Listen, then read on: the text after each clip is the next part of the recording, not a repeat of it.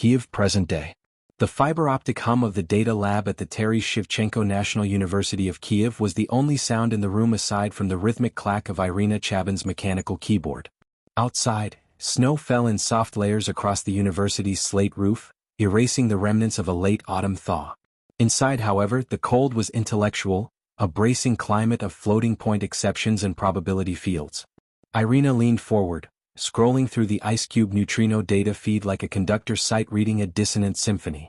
She'd been running pattern recognition scripts all week, mostly fruitless exercises in machine learning applied to high-energy atmospheric neutrinos. But now something wasn't just standing out. It was missing. Again, she muttered, speaking to her machine rather than herself. She recompiled the set, reran the deep field comparator, and watched as the console highlighted the same result. A persistent dip in expected muon neutrino flux across a tight elliptical band beneath the central Ross ice shelf. Her breath caught, visible in the cold air of the underfunded lab. Localized shadow in a neutrino field, she whispered. She saved the output and cross-checked against solar flux, auroral activity, and tectonic movement logs. All nominal. No anomaly from above or below could account for this pattern. This wasn't noise. It was structure. Irina opened her encrypted comms window and pinged the only person in Kyiv eccentric enough to entertain her hunch without dismissing her as another post-grad chasing dark matter ghosts. Danilo Kotsuyaba was waiting outside the physics building, puffing on a clove cigarette like an extra from a Tarkovsky film. His coat, threadbare and faded, flapped open in the December wind. He accepted her printout with a grunt and a raised eyebrow.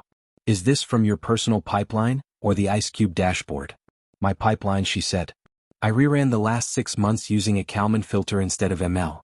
His eyes darted across the page, head twitching as if physically rejecting her methodology, then suddenly freezing. "Stop. This bit. These gaps, do you know what that resembles?" "No. I assume some kind of subglacial topography." He looked up. "Not unless Antarctica has recently grown a spherical tungsten core. I've seen these patterns before. In an archive." "What kind of archive?" "Soviet telemetry. From something we were never supposed to find." An hour later, they stood in Danilo's apartment, a third-floor walk-up crowded with bookshelves and cathode ray monitors.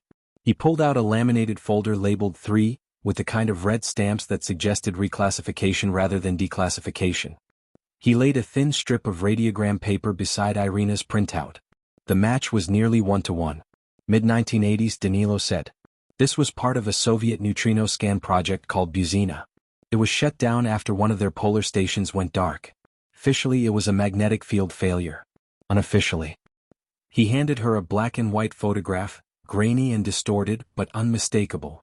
An aerial shot of Antarctica with an X scratched over the Ross shelf. They found something. Irina exhaled slowly.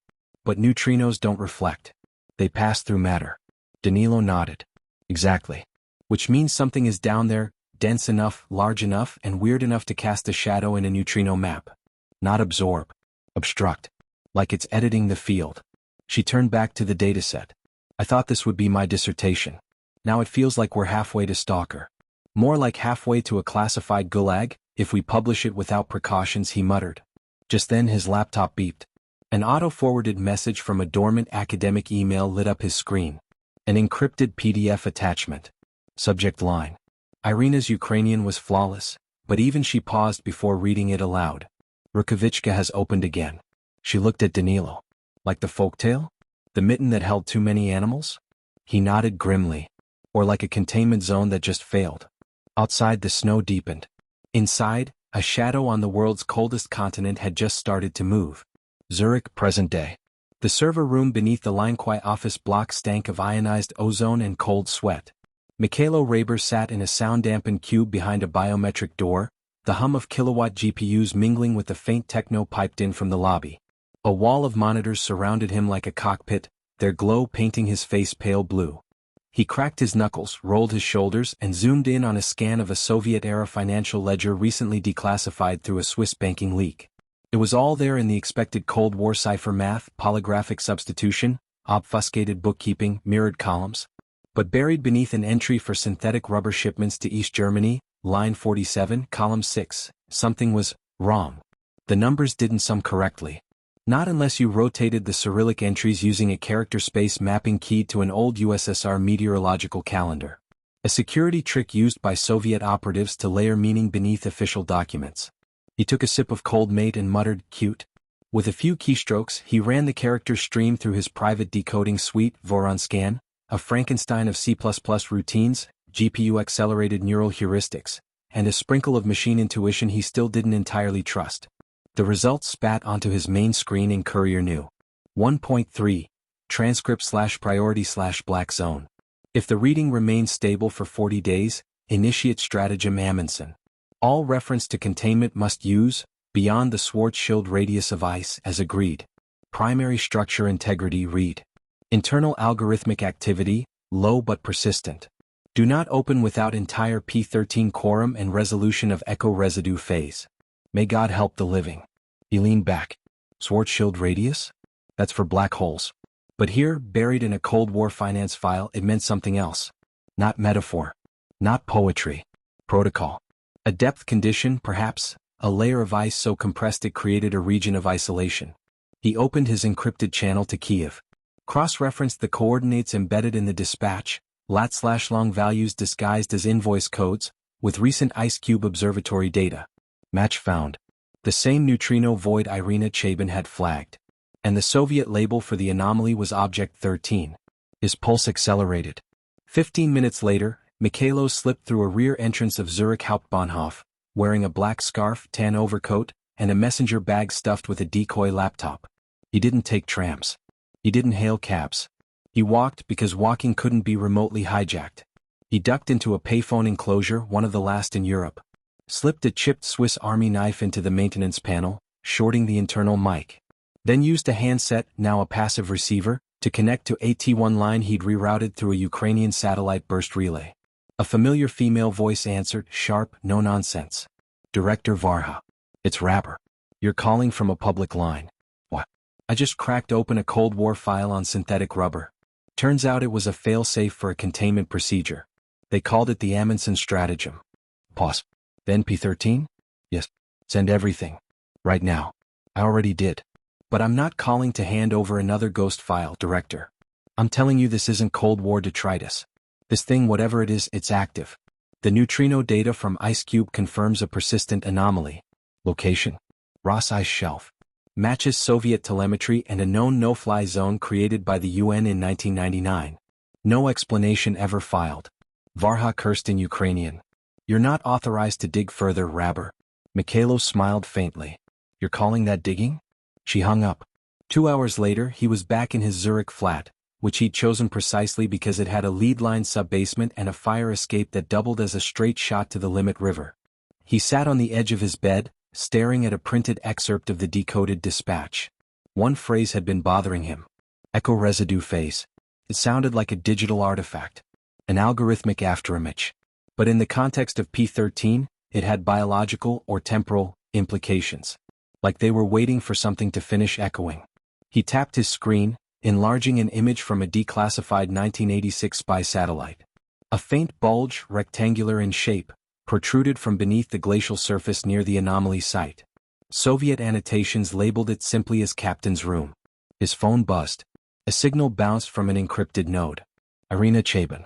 The message was one sentence. They found the shell of something they couldn't kill, but were too afraid to open. Mikhailo stared at the words. Then began packing his bag. Whatever was beneath the Ross Ice Shelf wasn't just an object. It was waiting. Vernadsky Research Base, Antarctica. The Antonov N-74 touched down on a sheet of Antarctic wind that threatened to tear its landing gear off.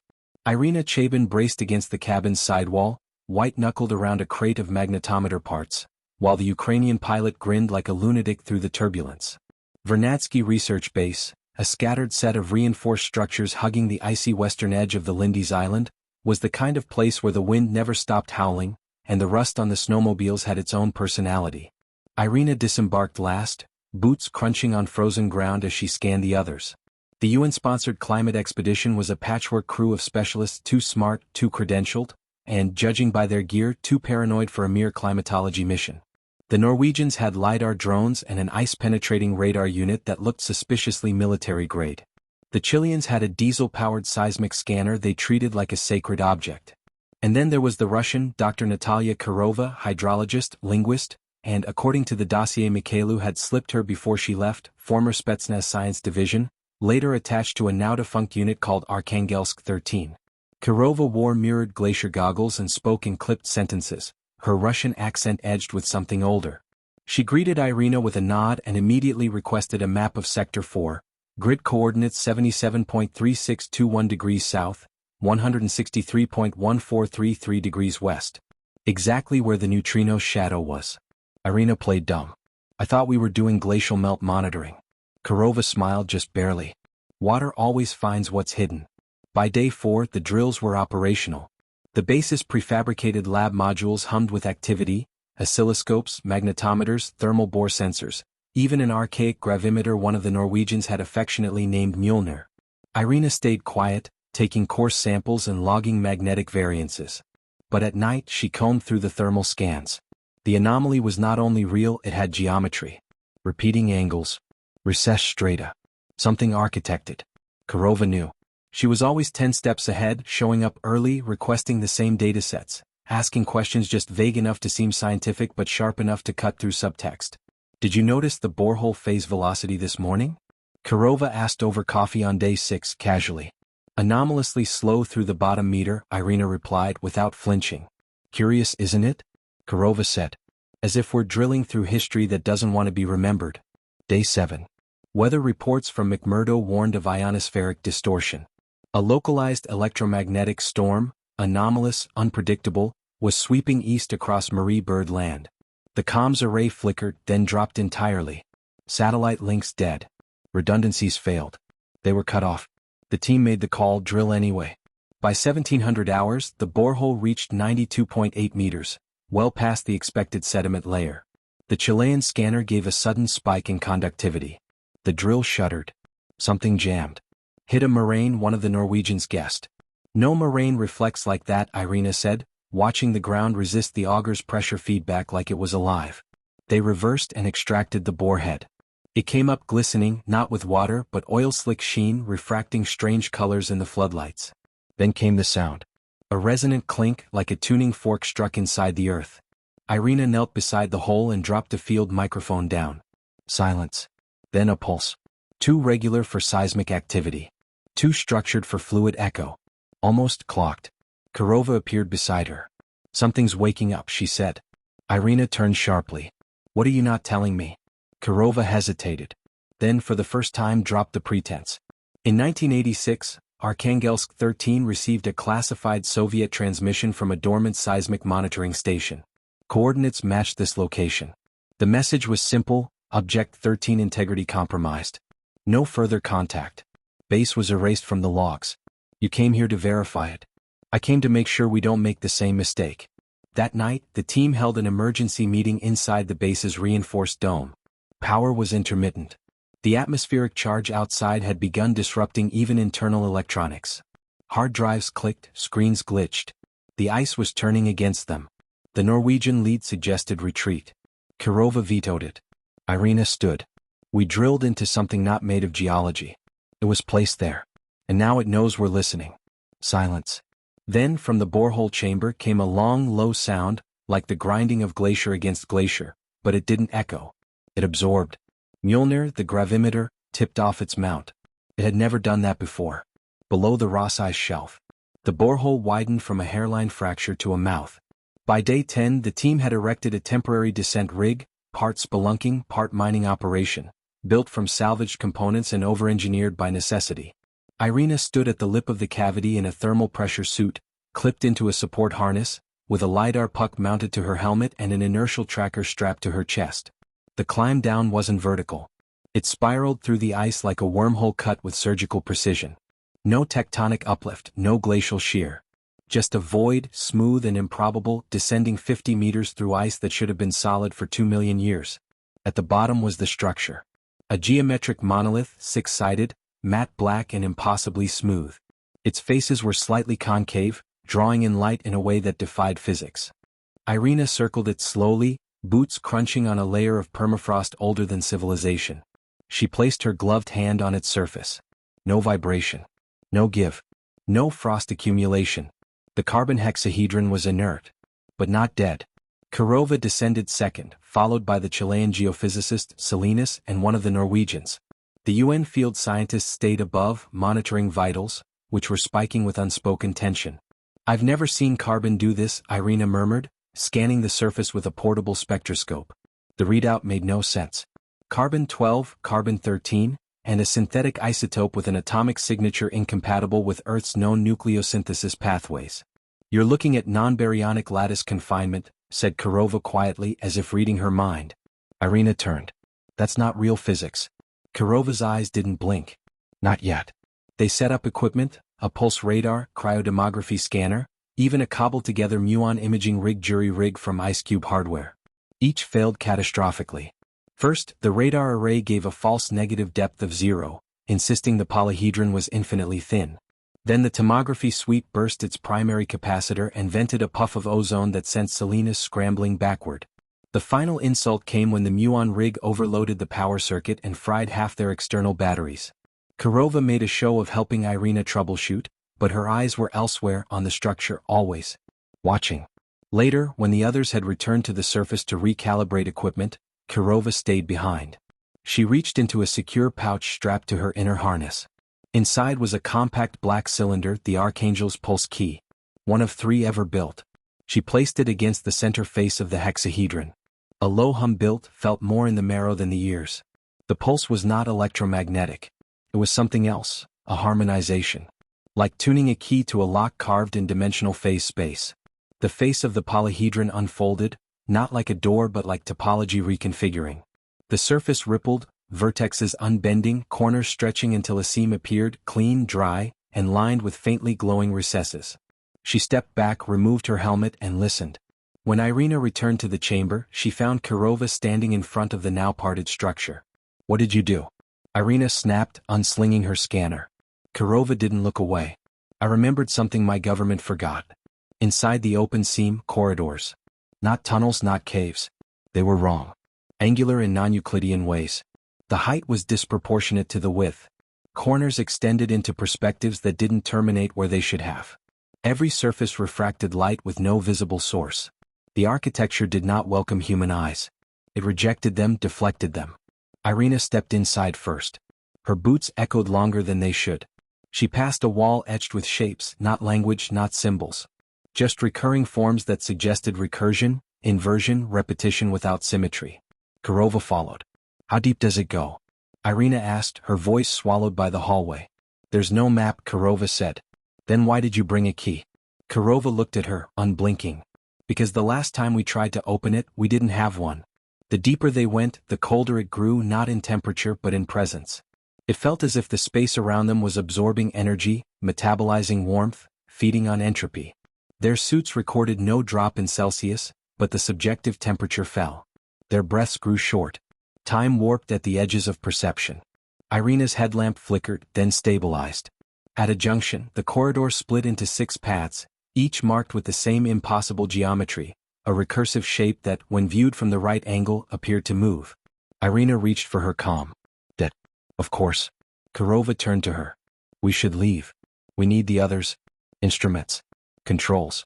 But Irina had already walked to the center of the junction, crouching low. A faint hum emanated from the floor, a hum in perfect F-sharp, vibrating through the lattice of her boots. She stared down. Beneath the transparent hexagonal tile, a body.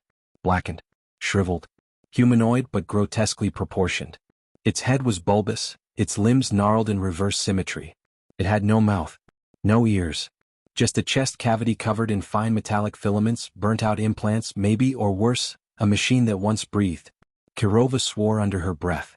"We need to reseal it," she said. But the tile beneath Irina cracked slightly. And the hum became a voice. Not in any language. Just intent.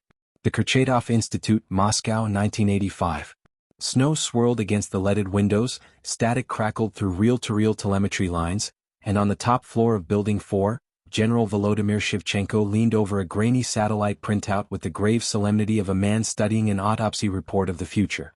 "This," he said, stabbing the photo with a gloved finger, "is not ice. Not anymore." Across the table, Dr. Katerina Pisarenko, lead cyberneticist and expert in nonlinear systems theory, lit a cigarette with hands that didn't shake, not because she wasn't nervous, but because the shaking would come later, in private. The photo was from Cosmos 1215, a Soviet reconnaissance satellite never officially launched. Its synthetic aperture radar had picked up a heat bloom from deep beneath the Ross ice shelf, a precise, angular shape invisible to visual spectrums but unmistakable in the thermal band. Geometry does not emerge from thermodynamics, she said. Shevchenko grunted. Unless something down there is fighting entropy. Antarctica 6 weeks later. The Soviet science station, Obex I-22, built under diplomatic radar in the uninhabited margins of Marie Byrd Land, was camouflaged as a seismic monitoring array. In truth, it was a vault of classified telemetry, electromagnetic forensics and metaphysical paranoia. Its cold halls stank of ozone and solder. A team of 11 had arrived via clandestine naval convoy. Cyberneticists, geophysicists, one theoretical linguist from Leningrad State. And, of course, Shevchenko and Katerina. On day 3 of the dig, the drill bit snapped. On day 5, the first signal came through, a binary pattern, weak but unmistakable, buried in the magnetic flux. It's reactive, Katerina whispered, staring at the oscilloscope. Listening. They kept drilling. By day 9 they reached the shell. The object, black, geometric and wrong, sat nestled in a glacial cavity like a tumor of ordered matter. It was not metallic, not ceramic, not even crystal. It was a phase-locked carbon lattice, a solid form of unknown isotopic properties. They scanned it with neutron diffraction. The readings broke the sensor. Not just failed, melted the logic boards. Shevchenko was unmoved. We proceed.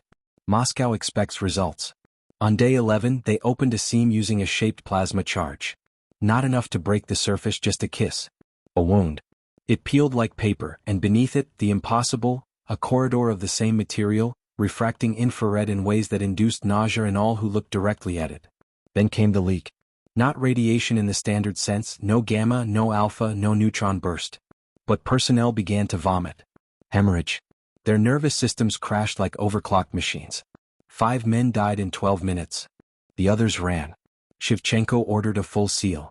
Katerina, bleeding from her left ear, her vision fractured into recursive color spectrums, downloaded the entire diagnostic record to a 5¼ tape cartridge, locked it in a vacuum case, and smuggled it into her survival pack. She never told Shevchenko. She knew what came next.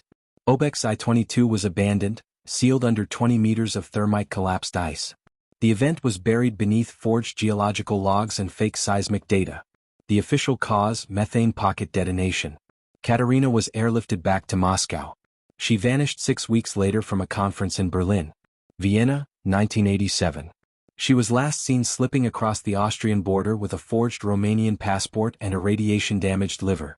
The CIA knew of her barely. So did MI6, though she never spoke to them. The data case she carried vanished into Cold War obscurity. So did she. Present-day Vernadsky base. In a temporary lab, Irina stared at the decrypted Cold War telemetry Mikhailu had forwarded from Zurich. Overlaid on the waveform signatures from their drilling site, the match was absolute. Katerina Pisarenko's name appeared in a declassified footnote, buried in a 1986 Soviet memo retrieved from Kurchatov archives by a data-scraping AI. Recommend operational quarantine of anomalous structure per Kurchatov Memo 239.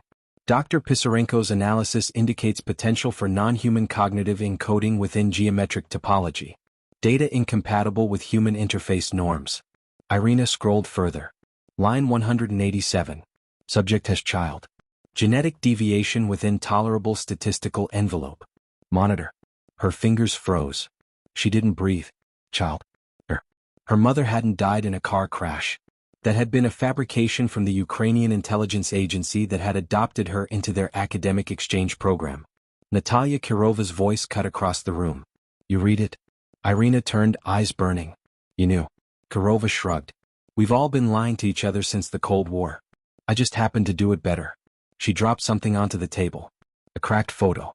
Katerina Pisarenko in her 20s in a parka, standing beside a younger Shevchenko.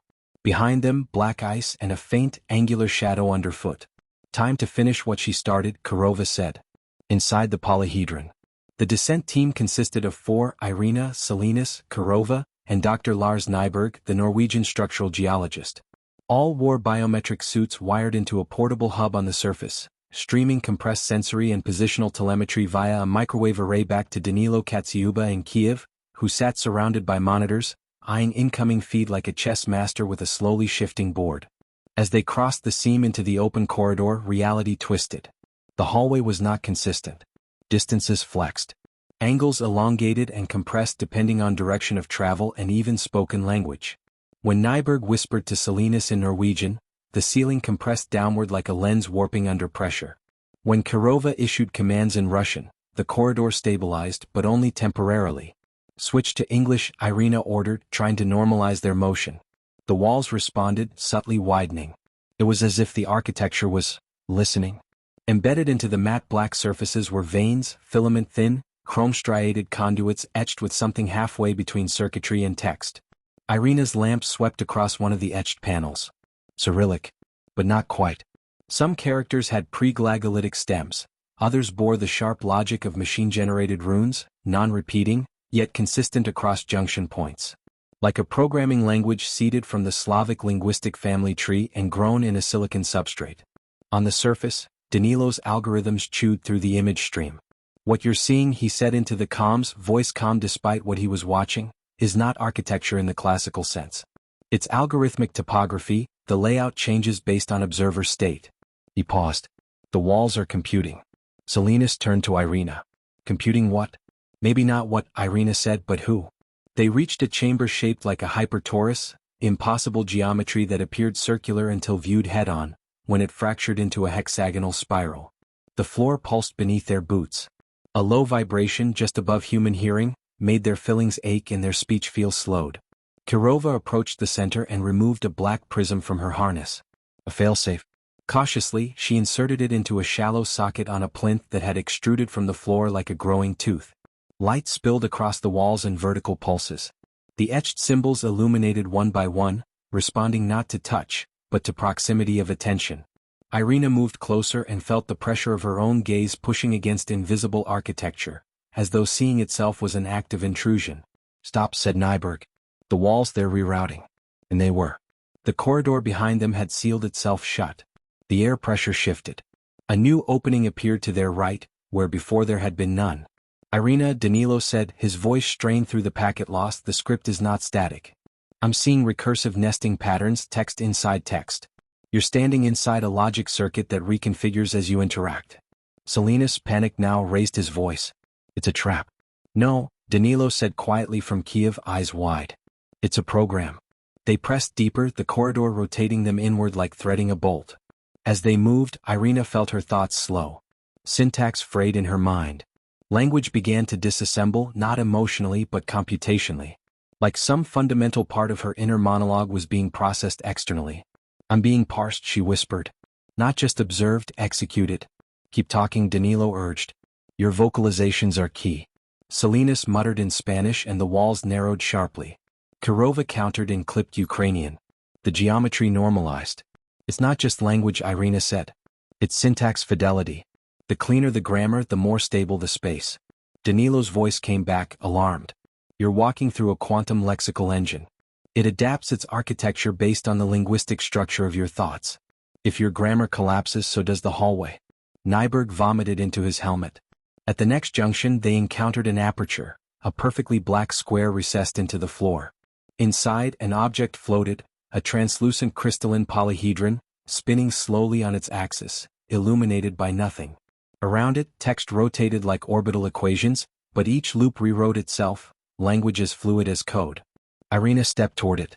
I think it's a kernel, she whispered. The core process. Wait, Kirova said. But it was too late. The kernel flashed once, and a perfect replica of Irina appeared beside her. Not a hologram. Not a reflection. A physical, breathing construct.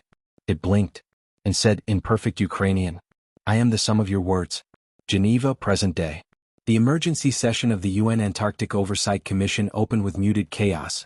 Muted because all phones had been confiscated, chaos because no one wanted to admit what the satellite telemetry made horrifyingly clear.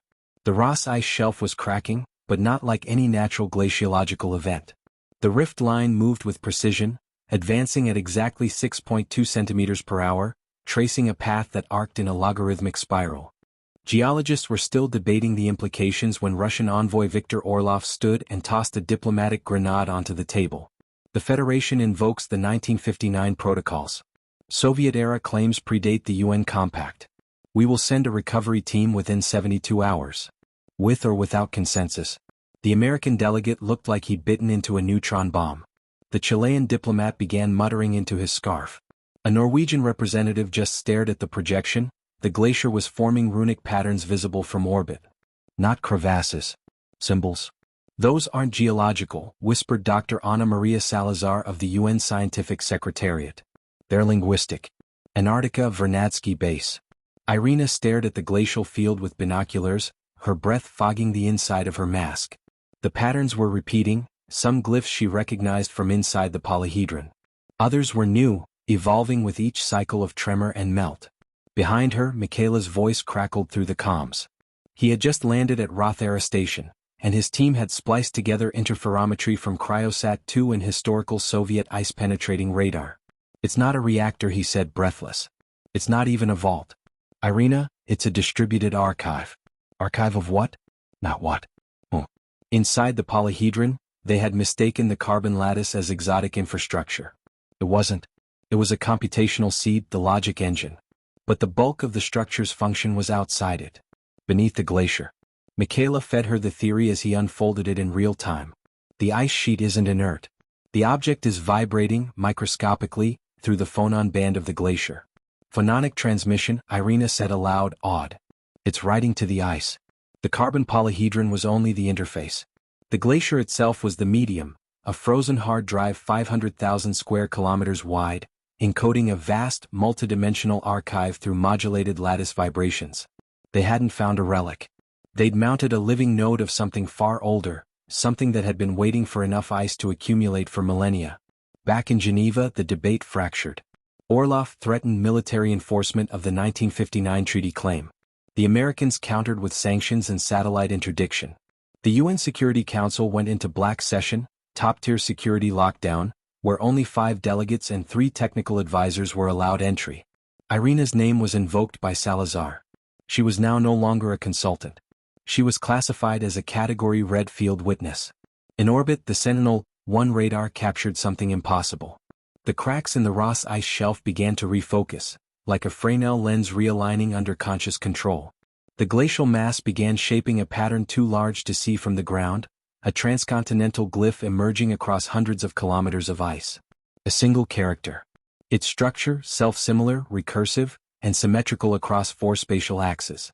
Vernadsky Base, emergency briefing. Irina transmitted what they had discovered so far. Natalia Kirova reviewed the glacial telemetry and nodded grimly. This isn't storage, Kirova said. It's communication. Not to us. To whatever can read ice like we read radio. Salinas cursed. And now it's talking louder. A low tremor shuddered through the facility. All around them, ice sensors went offline, screaming bandwidth errors. Seismic logs overflowed with repeating binary blocks. The glacier was broadcasting. Inside the polyhedron. A new corridor had opened, only visible to those who entered in silence.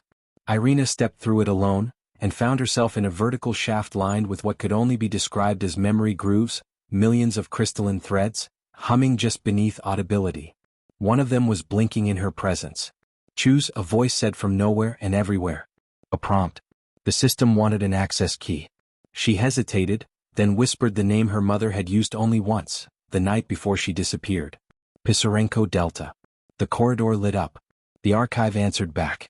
In Mikhaila's lab, a data stream appeared where none had been scheduled. A phononic to textual transcode, streaming across 6 windows in parallel. More than one. More than information. Memory. Symbol. He sat down. Irina, he whispered to the ice, it's not just remembering. It's building something. Berlin, present day. Tempelhof District, Bundesarchiv Cold Storage Vault 27. Mikhaila Raber adjusted the elastic of his latex gloves and stepped into Vault 27, where frost rimed the edges of everything metal. The assistant archivist, a wiry man named Otto, muttered something in Swabian-accented German about misplaced boxes, then shuffled off, leaving Mikhaila alone with 46 cubic meters of meticulously mislabeled Cold War detritus. This was where defectors' intelligence packages went to die or sleep. He'd spent the last 2 days parsing redacted microfilm, decrypting analog cipher wheels, and feeding old punch card sequences into an emulated PDP-11 environment. Every step had pointed to Katerina Pisarenko, the vanished cyberneticist, presumed dead in 1991. But the box in front of him, wooden, sealed with wax, had her initials burned into its side, alongside a symbol he recognized from inside the polyhedron, a looped spiral intersected with a hash line. He broke the seal. Inside, a stack of brittle notebooks, a magneto-optical disc, and a small hand-carved obsidian token that hummed faintly as he picked it up. Notes from the past. The notebooks were labeled in blocky Cyrillic. Language as structure as memory. KP 1985-1990 spiral set. Mikhailov flipped through them.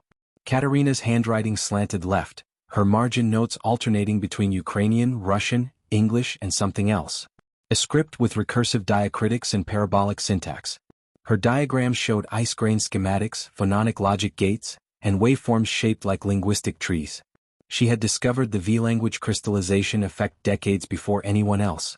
Information embedded into non-electronic matter via vibratory harmonics, frozen wave function collapse into a substrate medium. Language written into matter not by ink or pressure, but by shaping the underlying probabilities of atomic positions through sustained resonance. Katerina had predicted phononic storage before the term even existed. But there was more. Inserted between the pages was a folded transparency, a map. When unfolded and placed under UV light, faint white markings coalesced into a geospatial spiral starting from Antarctica and unfurling northward. Node 01 Ross Ice Shelf. Node 02 Bouvet Island, classified Node 03, a remote crater in Mauritania. Node 04, beneath Mont Blanc. Node 05, somewhere beneath Berlin's U-Bahn ring. Each location corresponded with a Cold War incident, electromagnetic anomalies, disappearing satellites, or unknown seismic events. All long buried under bureaucratic sediment. Berlin, it seemed, was not merely archival, it was a hub. Below U-Bahn Neukölln. Mikhailov followed the coordinates, down into an abandoned service tunnel beneath Neukölln. The old tracks here hadn't seen trains since the 1960s, when construction on the East Berlin expansion abruptly halted. There was a door. Not on any municipal schematic. Rusty. Sealed with a weld mark that hadn't aged properly, it had been reclosed in the last few years. He torqued the manual wheel with a wrench and pushed through. What lay beyond wasn't concrete. It was carbon-laced obsidian, similar to what had been found beneath the Antarctic ice. A chamber no wider than a subway car, its walls etched with the same linguistic circuitry that Irina had reported. The hum in his ears sharpened. He took out a field mic, set it against the wall. The vibration wasn't noise, it was speech. A conversation taking place in frequencies below human hearing, the same language Katerina had embedded in her diagrams. He fed the signal to his handheld phononic decoder. Real-time transcript. Node active. Waiting for convergence pattern. Cognitive shard incomplete. Language anchor needed. Irina. Rothera station. Same time. Irina stared at a new extrusion forming inside the polyhedron, a pillar of carbon, rising like a vertebra from the floor. It was printing glyphs. The language was now explicitly biographical. Her childhood address in Kiev. Her mother's medical records. Dream fragments she'd written down in a notebook at age 12. Her identity was being parsed into syntax. Danilo, watching from the data stream in Kiev, murmured, "It's not just memory retrieval. It's instantiating a construct based on her." Back in Berlin, Mikhailo leaned closer to the wall. The obsidian surface shimmered and began extruding a narrow band of fiber. He reached for it. It snapped toward his palm like a living wire and injected something into the flesh of his hand, a series of microcrystalline needles, too fast to dodge. Bang. Light. A vision. Katerina, his mentor, his ghost, standing in a white void. "They didn't come to teach," she said. "They came to remember through us." Then she vanished. When he awoke, the coordinates had changed. A sixth node now appeared in his HUD. Node 06, Cornable Exclusion Zone. Access level, genetic anchor, required. He stared at the obsidian wall. The system had linked Irina's bloodline to the protocol. Whatever Katerina had fled the USSR to prevent was now waking, piece by frozen piece. Deep beneath the ice. Vertical descent, 12 kilometers below surface. The pressure seals hissed as Irina stepped into the hexapod draw platform, her boots magnetized to its floor. Danilo's voice echoed in her headset from orbit-linked telemetry, patched through via a jury-rigged low-frequency relay. "We've confirmed the shaft reaches the geothermal boundary. You'll pass below the Eemian stratum. The carbon shell thins there, watch for torsion effects." The platform groaned as it descended into the boreal black, suspension tethers whispering against the crystalline walls of the polyhedral shaft. The deeper they went, the less reality seemed to obey ordinary rules. Angles shimmered. Vertices folded back on themselves. Time dilated, measured only by Irina's pulse and the artificial heartbeat of the descent beacon. At 11.7 kilometers, the shaft opened abruptly into a cavernous void, warm and wet and gleaming with refracted light. A subglacial ocean.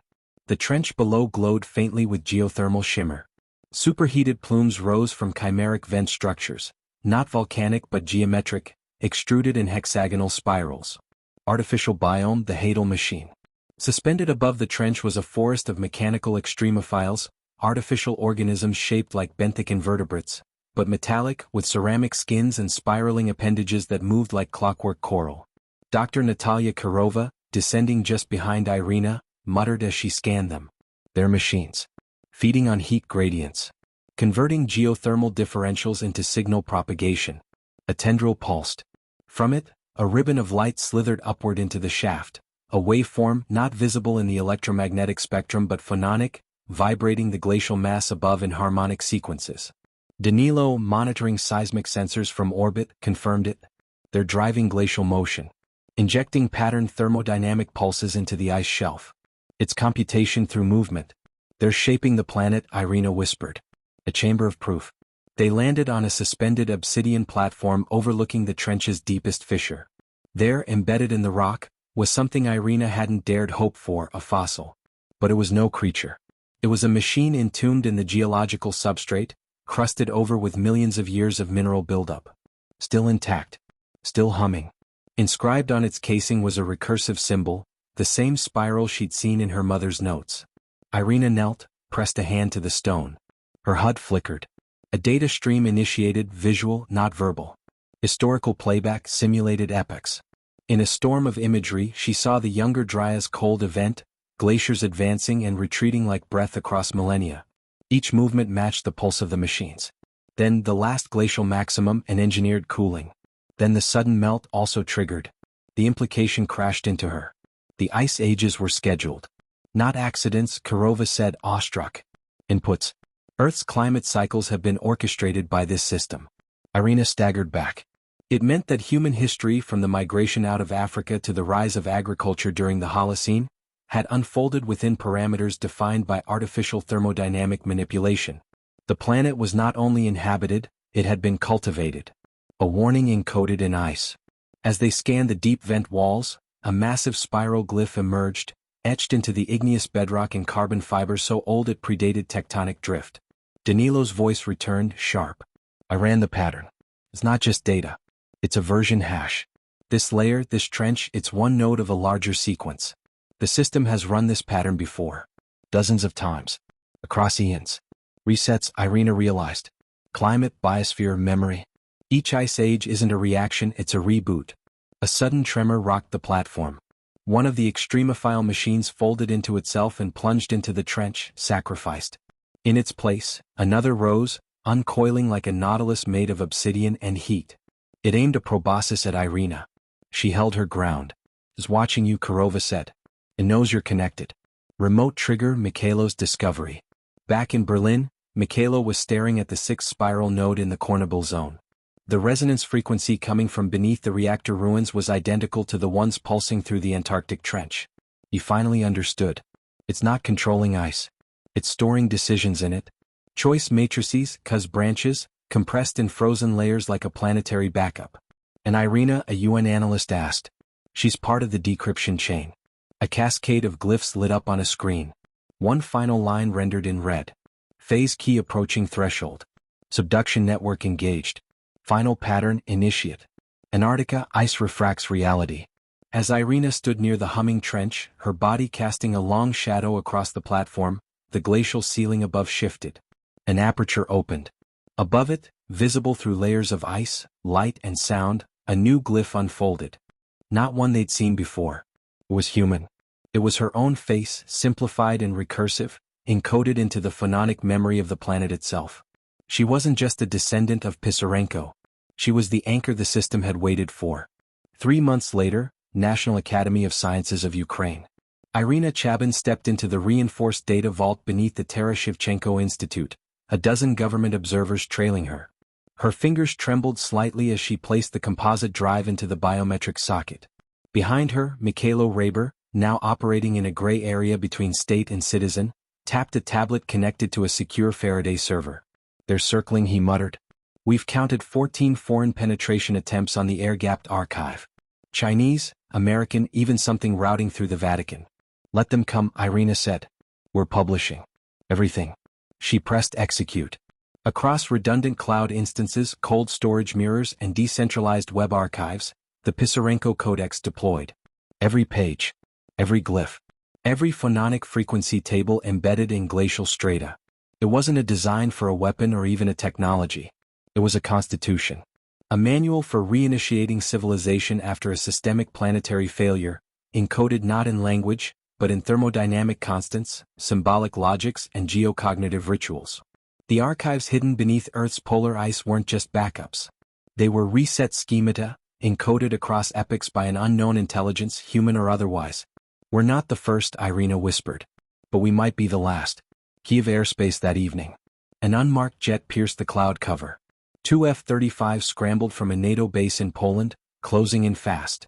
Inside the jet, Deputy Minister Hanna Sirota, coordinating in real time with the President of Ukraine, who had already been briefed by Mikhailo and a panel of scientific advisors. The Americans want containment. The Russians want reclassification. The Chinese want integration. Sirota said grimly. "But only we understand the framing principle. Because we're not trying to own it," the President said. "We're trying to survive it." St. Sophia Square, a crowd gathers. Thousands of Ukrainians stood under the cold March sky, their faces illuminated by massive screens showing the data feed from the Antarctic node, now failing. Each seismic signature displayed was met with silence, awe, and a growing understanding. The Earth was speaking. And the ice had always been listening. On the central screen, a final line scrolled, translated from the recursive polyhedral glyphs using Irina's mother's cipher. "If this is being read, then the cycle has failed." A low murmur passed through the crowd. Irina stood on a temporary platform, flanked by academics and code breakers, climatologists, and linguists. "It's not a warning," she said into the microphone. "It's a test. Elsewhere, reactors go quiet. In northern Canada, an experimental reactor cooled faster than physics allowed. In coastal Shanghai, harmonic oscillations in the concrete of high-rise buildings matched patterns found in the Pisarenko Codex. In Ethiopia, subsurface radar discovered a matching node buried beneath the Rift Valley's lithosphere. They were not alone. Ukrainian Parliament, emergency session. A new bill, written in the syntax of both law and computation, passed with near-unanimous support. It proposed the Universal Data Charter, recognizing the glacial memory lattice as a global commons, predating human civilization. "We have no mandate to govern the past," a deputy said. "But perhaps we can protect the next draft of the future." At 2:14 a.m. Kiev time, the Antarctic node's final transmission slowed, then stopped. The glacial shift pattern flattened. The trench's extremophile machines had ceased. Irina stared at the shutdown log. Her lips moved, silently decoding the very last packet. Not a command. A question. "Do you remember the original input?" She blinked. It wasn't addressed to her. It was addressed to whatever intelligence came next. Carpathian Mountains 2 years later. A boy hiked with his grandmother near the high passes of Hoverla. She handed him a small obsidian fragment etched with tiny geometric lines. "Your great-grandmother said this came from the ice," she said. "Said it was older than the wind." The boy turned the shard in his hand. The afternoon light passed through it oddly. A low vibration, imperceptible to the old woman, passed into his palm. A harmonic seed. A handshake. From the past. To whoever was still listening.